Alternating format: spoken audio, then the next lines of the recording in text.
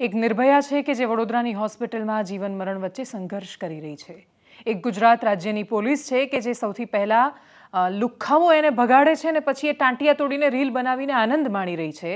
અને એક આ દેશની રાજનીતિ છે જે સંસદની બહાર અટ્ટહાસ્ય કરીને આખા દેશને જાણે પડકાર આપી રહી છે કે અમે આવા જ હતા, આવા જ છીએ અને આવા જ રહીશું. તમે પક્ષો બદલશો, સરકારો બદલશો, અમારામાં એટલે કે રાજનીતિમાં કોઈ પરિવર્તન નહીં આવે. ભૂલથી અમે નીતિ નહીં ઘૂસવા દઈએ. નમસ્કાર, આપની સાથે હું દેવાંશી.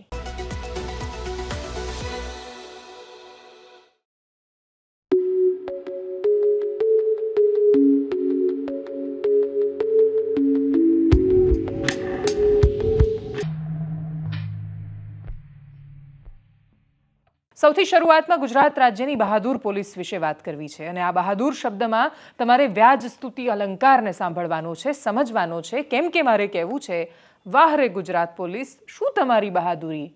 બુટલેગરો તમને દર થોડા દિવસે કચડીને જતા રહે છે તો એ ખબર નથી પડતી.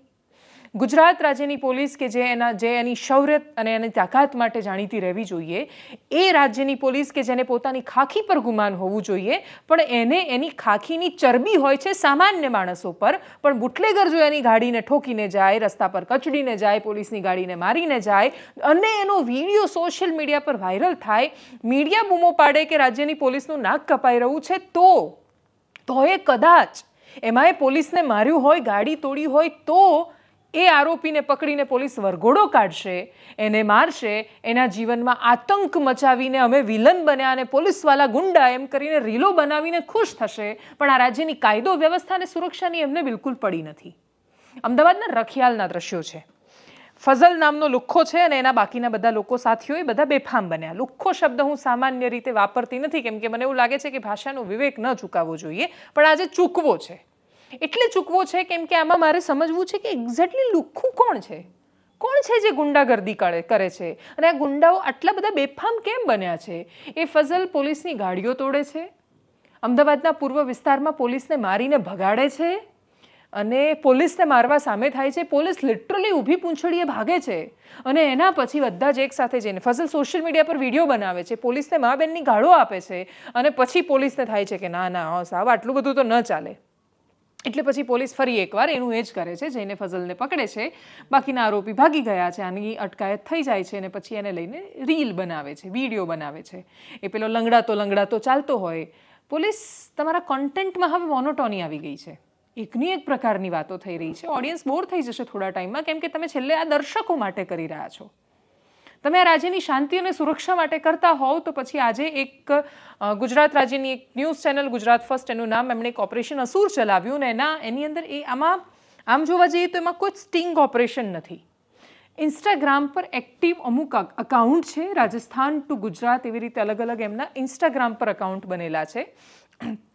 એ અકાઉન્ટના વિડીયો જોતાની સાથે જ મને ખબર ના પડી પહેલાં કે હું ખૂબ હસું, હું ખૂબ રડું, મને આઘાત લાગવો જોઈએ, એક્ઝેક્ટલી કયા ઇમોશન આમાં ફિટ થાય છે એ સમજમાં નહોતું આવતું. કેમ કે વિડીયોમાં શું હતું તો બેકગ્રાઉન્ડમાં અલગ અલગ કોઈક ડાયરાના કલાકારનો, કોઈક મૂવીના ડાયલોગનું, કોઈ ગુજરાતી ગીતોનો, એવા ગીતો જે બની રહ્યા છે એ સાંભળીને આપણને માથું દુખે, જેમાં પાછળ બેકગ્રાઉન્ડમાં અવાજ આવતો હોય.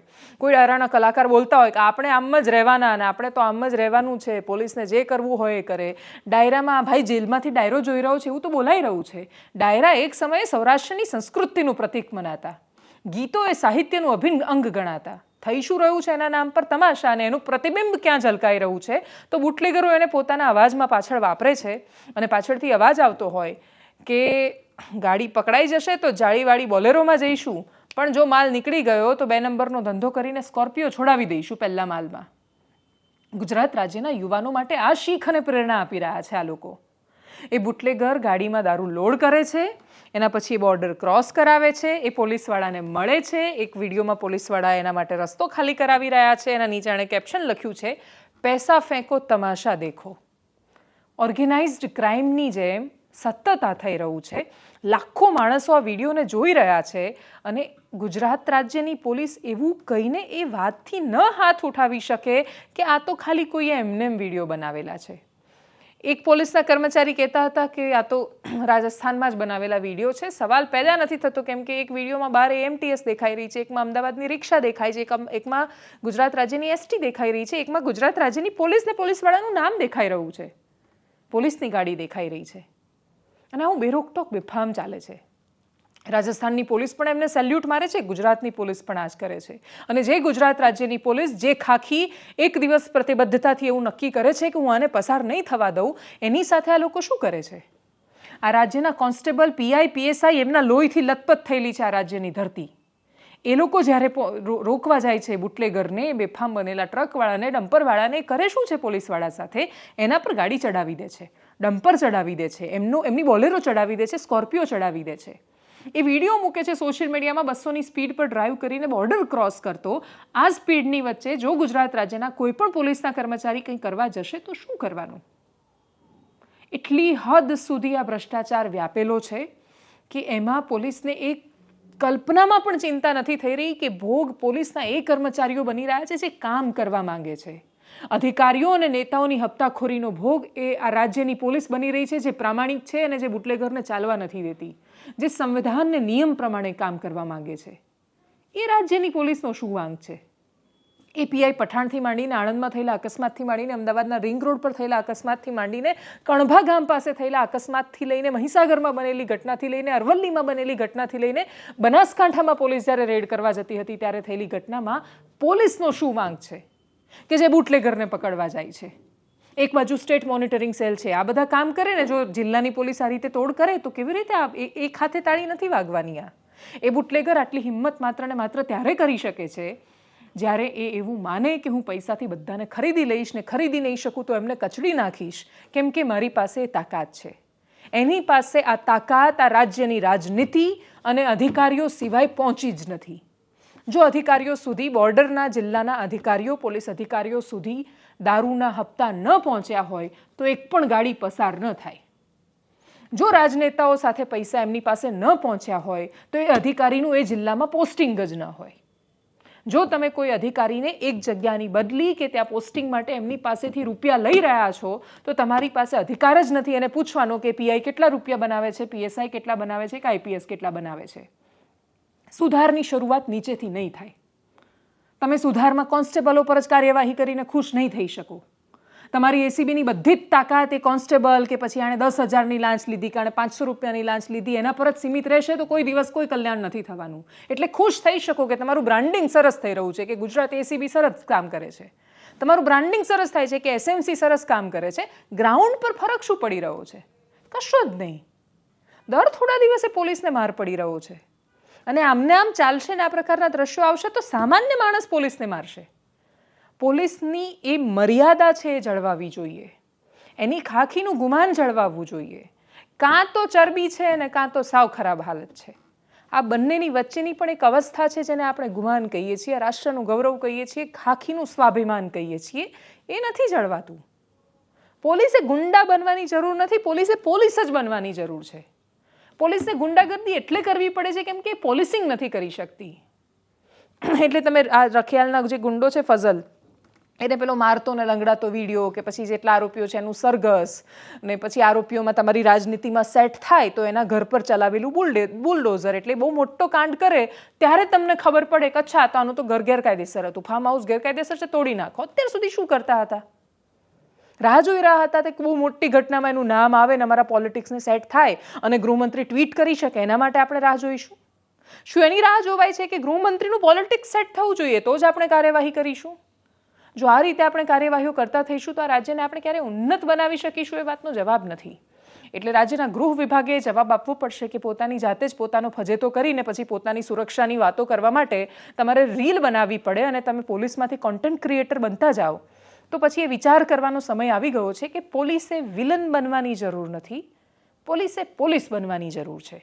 આતંકના જે દ્રશ્યો છે અને ગુજરાત રાજ્યની પોલીસ પર 4 લાફા મારી દીધા હોય ખેંચીને એવા, અને એ તમાચો ખાધા પછી ગાલ લાલ રાખવા પડે એ રીતે શાંતિ સુરક્ષાની વાતો કરતા હોય એ પ્રકારના દ્રશ્યો ઇન્સ્ટાગ્રામ પર મુકાયા છે અને લાખો લોકોએ જોયા છે. મને ચિંતા ગુજરાત પોલીસના નાક કરતાં વધારે એ યુવાનોની છે કે જે 20-25 વર્ષના છે અને એમને લાલચમાં એ ભવિષ્ય દેખાય છે. એમને એવું લાગે છે કે યાર વાત સાચી છે, દારૂના ધંધામાં રૂપિયા બહુ છે, રિસ્ક કેટલું છે કે પોલીસ પકડી જશે એટલું જ ને, એનાથી વધારે શું. જે દિવસે વ્યક્તિ એકવાર જેલમાં જઈને આવે માણસ ડરતો કેમ નથી, એનું કારણ એ છે એને નથી લાગતો એ ડર. પોલીસ જ પોલીસનું સૌથી મોટું દુશ્મન બનીને નુકસાન કરી રહી છે. દરેક વિડીયોઝ જોઈએ જે સામે આવ્યા છે.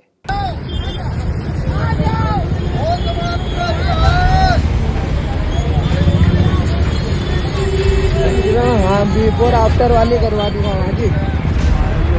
हाँ बिफोर आफ्टर वाली हो जाएगी. एक दो फोन तो घुमा दिया, वीडियो बना के दे दूंगा. तो मत करो, मत बना भाई.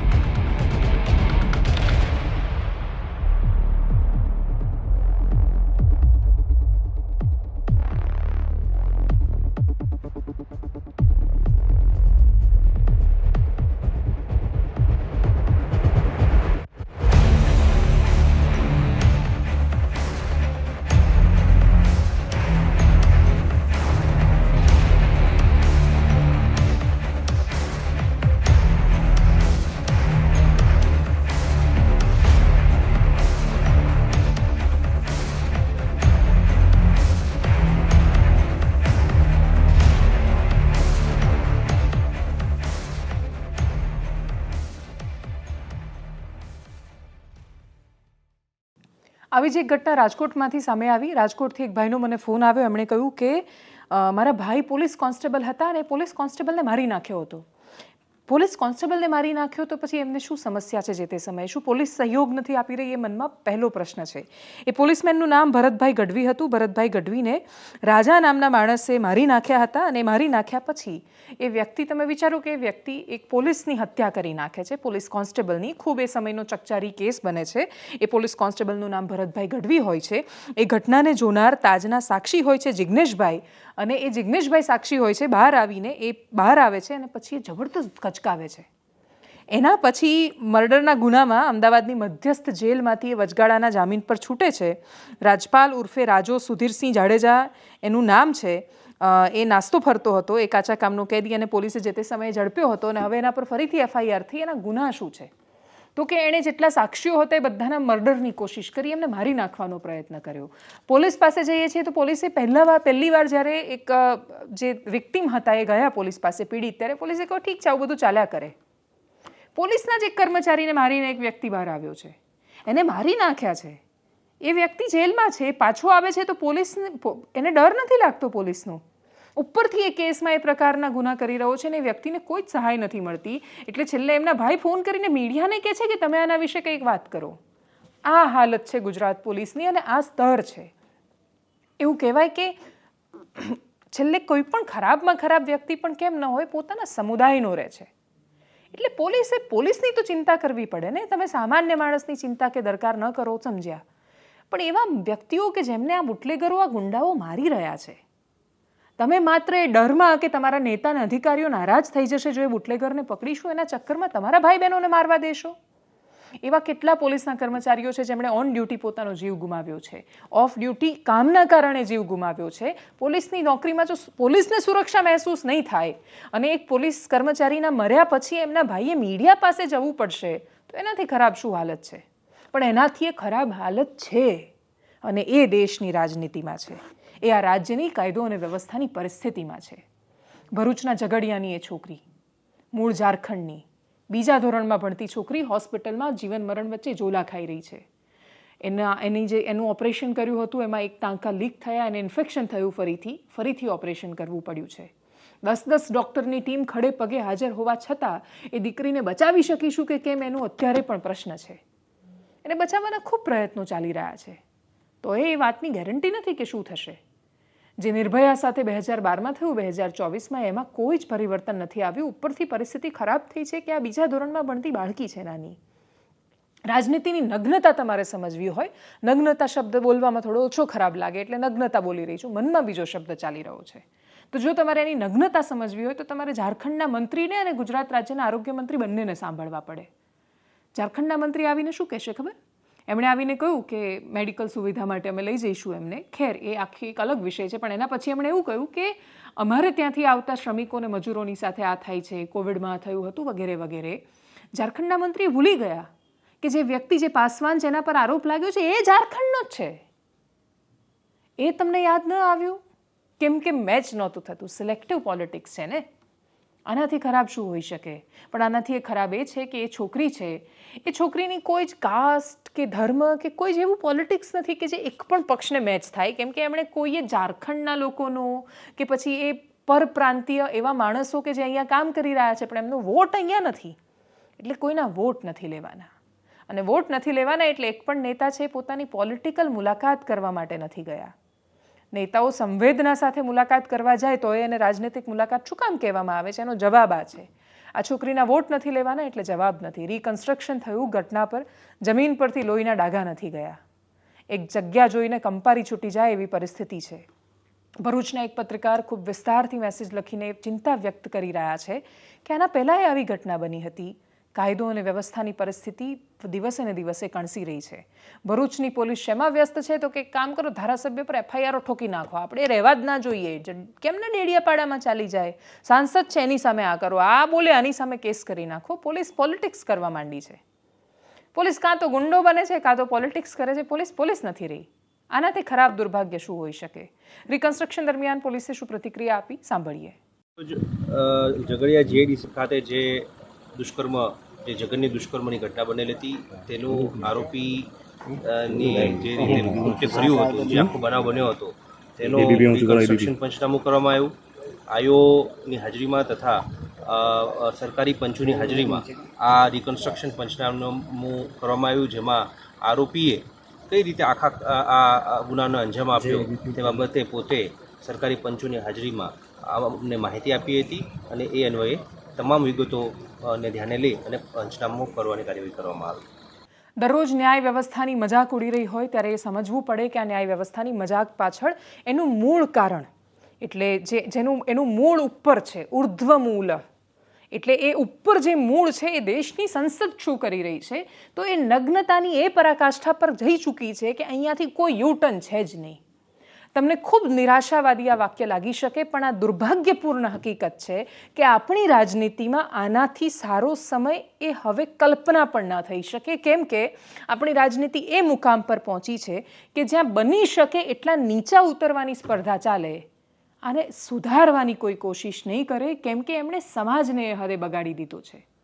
એમણે બધાને કરપ્ટ કરી નાખ્યા છે. લોકોનું જનમાનસ એટલી હદે કરપ્ટ થઈ ગયું છે કે દરેક વાતમાં પોલિટિક્સ શોધે છે. અને થઈ શું રહ્યું છે? એક મુદ્દો જોઈતો હતો વિપક્ષે રમવા માટે, મુદ્દો મળ્યો એમને બાબા સાહેબના આંબેડકરના અપમાનનો મુદ્દો. એ અપમાનની સામે એગ્રેસિવ ભારતીય જનતા પાર્ટી એટલી બધી થઈ, ભાજપે આખા રાજ્યમાં અને દેશમાં પ્રોટેસ્ટ કર્યા. કોંગ્રેસે બાબા સાહેબનું આંબેડકરનું અપમાન કર્યું એટલે તમે માફી માંગો. ઇન્ડિયા બ્લોક પ્રોટેસ્ટ કરે છે, NDA બ્લોક પ્રોટેસ્ટ કરે છે, બધા એકબીજાની સામે આંદોલન કરી રહ્યા છે. તમને બધાને આંદોલન કરવા થોડા મોકલ્યા છે દેશની સંસદમાં? 2.5 લાખ રૂપિયા 1 મિનિટનો ખર્ચો અમે ચૂકવીએ છીએ. તમે ત્યાં જઈને શું કરશો? ધક્કા મુક્કી કરીશું.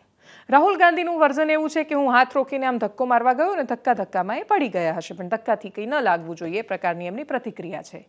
વડોદરા ભારતીય જનતા પાર્ટીના નેતા સાંસદ ડૉક્ટર હેમાંગ જોશી રાહુલ ગાંધીને બોલાવીને લઈ આવ્યા, ખેંચીને લઈ આવ્યા કે જુઓ તમે આ શું કર્યું છે. એમને જ્યારે લઈ આવ્યા ત્યારે પણ કોઈ છે એમને પપ્પુજી દેખીએ આપને ક્યાં કિયા એ પ્રકારે એમને બોલાવી રહ્યું છે. પ્રતાપચંદ્ર સારંગી, જેમને ઈજા પહોંચી છે, જેમને હોસ્પિટલમાં દાખલ કરવામાં આવ્યા છે, આઈસીયુમાં દાખલ કરવામાં આવ્યા છે, રામ મનોહર લોહિયા હોસ્પિટલમાં ફટાફટ એમને પહોંચાડી દેવામાં આવ્યા હતા. એ એવું કહી રહ્યા છે કે એક સાંસદને ધક્કો વાગ્યો અને એ સાંસદ એમના પર પડ્યા, એના કારણે આ થયું છે. રાહુલ ગાંધીએ ધક્કો માર્યો એવું એમનું ઓન કેમેરા કહેવું છે. રાહુલ ગાંધીનો ધક્કો મારતો વિડીયો હજી સુધી સામે નથી આવ્યો. જો એ વિડીયો ક્યાંય પણ હોત તો અત્યાર સુધીમાં દરેક મોબાઈલમાં પહોંચી ગયો હોત. એટલું દમદાર ભારતીય જનતા પાર્ટીનું આઈટી સોશિયલ મીડિયા સેલ છે, એ વાતમાં કોઈ જ સવાલ નથી. આ બધાનું મૂળ શું છે? તો મૂળ એ મુદ્દાને કાઉન્ટર કરવાનું છે, જે મુદ્દો ગઈકાલે રાહુલ ગાંધી સહિત વિપક્ષના નેતાઓ લઈને આવ્યા. એ હતો ડૉક્ટર બાબા સાહેબ આંબેડકરના અપમાનનો મુદ્દો, કથિત અપમાનનો મુદ્દો. અમિત શાહની ફૂલ સ્પીચ સાંભળો તો તમને એવું ફીલ ન થાય કે અપમાન કરી રહ્યા છે, પણ હા, તમને એરોગન્સ દેખાય કે જે રીતે આંબેડકરને સ્વર્ગની વાત કરી રહ્યા છે, એમાં ઘણા બધા લોકોને એરોગન્સ દેખાયું હોઈ શકે છે. એના કારણે વિવાદ ઊભો થયો. આ વિવાદ એટલો મોટો બન્યો અને બધાને ખબર પડી કે વિપક્ષના હાથમાં એવો મુદ્દો આવ્યો છે જેની એમને તલાશ હતી. તો પ્રધાનમંત્રી આખો થ્રેડ લખી નાખે છે ટ્વિટર પર, એટલા એગ્રેસિવલી આક્રમકતા સાથે ઉતરે છે. આજે ભારતીય જનતા પાર્ટીના નેતાઓ રાહુલ ગાંધી કી મોહબ્બત કી દુકાન મેં હિંસા મિલતી હૈ એ રીતે સતત ટ્વિટર પર લખી રહ્યા છે. અને તમે પ્રોએક્ટિવ એક્શન જુઓ, રાહુલ ગાંધી પર હત્યાના પ્રયાસની એફઆઈઆર દાખલ કરી દેવામાં આવી છે, જે દેશની સંસદની બહાર બનેલી ઘટના છે. આ થઈ રહ્યું છે દેશની સંસદમાં. દેશની સંસદ પાસે ચર્ચાઓનો સમય કે જવાબ જ નથી કે દેશના સામાન્ય માણસના મુદ્દાઓ પર શું કરીશું. આજના દિવસના સૌથી મોટા સમાચાર શું છે? તો સમાચાર એ છે કે અત્યાર સુધીમાં રૂપિયો પોતાની સર્વોચ્ચ નીચલી સપાટીએ છે. અર્થવ્યવસ્થાની એ પરિસ્થિતિ છે કે આપણે આંકડાઓમાં ફૂલ ગુલાબી ચિત્ર નથી બતાવી શકતા. આપણી ચિંતાનો વિષય એ છે કે છોકરાઓ એવું ભણીને આવી રહ્યા છે જેની નોકરી જ નથી બહાર. એટલે ભણી રહ્યા છે, ડિગ્રી છાપી રહ્યા છે, પણ એ છાપેલી ડિગ્રી લીધા પછી કામ શું કરશે એનો જવાબ નથી એમની પાસે.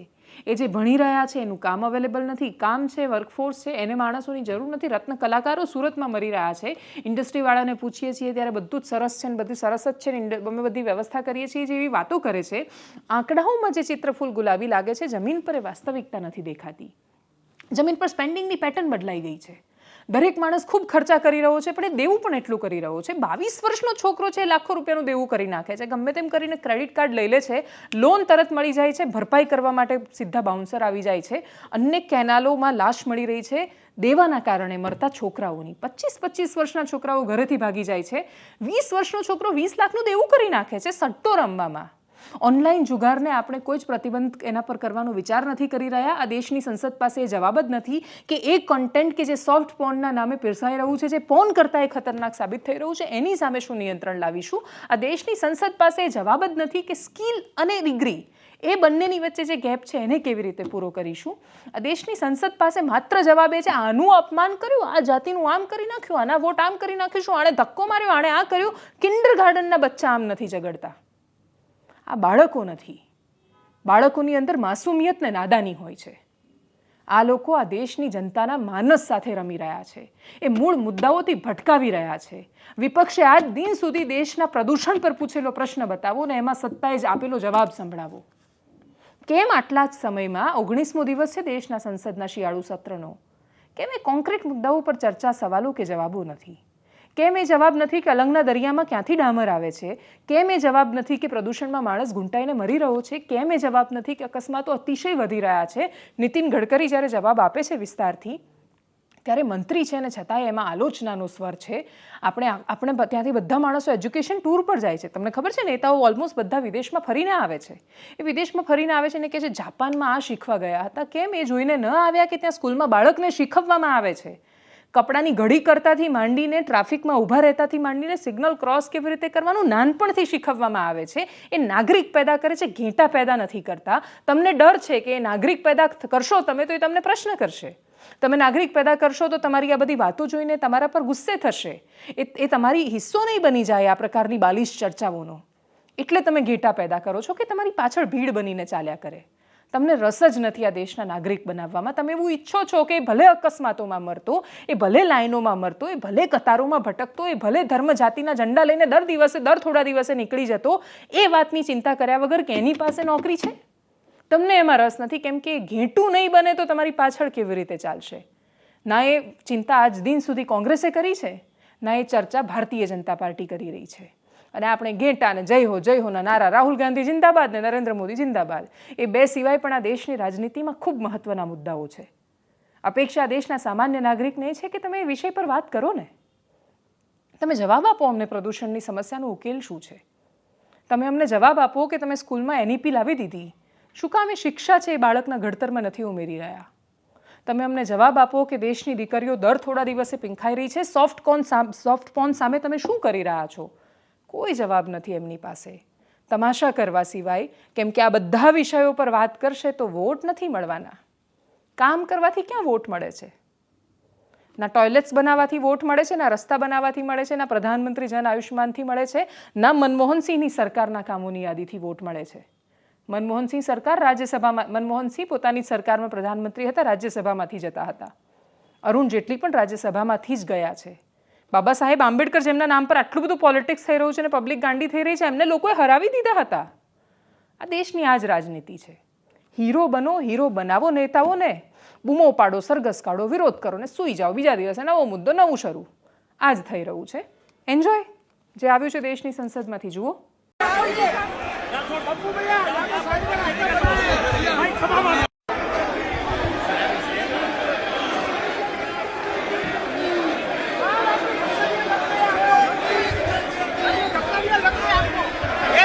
आपको शर्म नहीं आती है क्या राहुल? क्या शर्म नहीं आती है? क्या शर्म नहीं आती है? गुंडा करते करते हो, बूढ़े को गिरा दिया जाता है. इतना कौन सा इतना कौन सा गुंडा करते करते हो. This is not the way.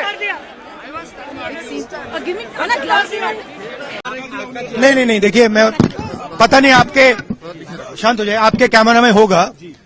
ये पार्लियामेंट की एंट्रेंस है, इसमें मैं अंदर जाने की कोशिश कर रहा था तो बीजेपी के MP जो थे वो मुझे ऐसे रोकने की कोशिश कर रहे थे, धकेल रहे थे और मुझे धमका रहे थे, तो वो हुआ है बस.